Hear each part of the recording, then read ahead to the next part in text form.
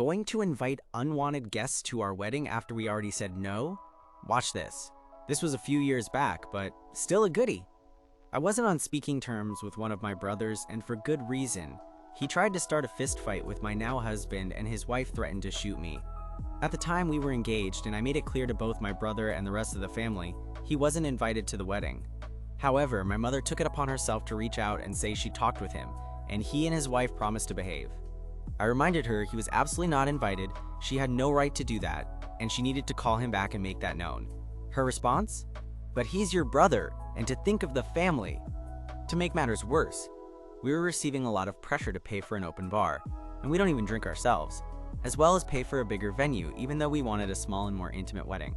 Where was this pressure coming from? Why none other than my alcoholic mother who wanted to invite a bunch of relatives I've never met and take advantage of an open bar. Now here comes the fun part.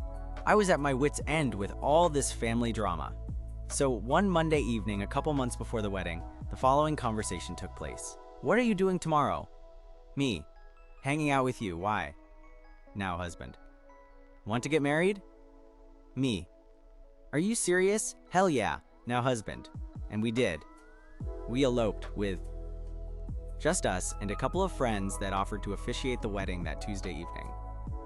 We saved thousands upon thousands of dollars, didn't have to deal with all the drama, and had our small and intimate wedding that we wanted. Honestly, I wish we had done this to begin with. However, my mother lost her shit. Posted all over FB, seeking pity about not being at her daughter's wedding, and how could I do that to her, etc, etc. Funny how she didn't mention any of the above details in her post, and made it all about her wants and woe is me.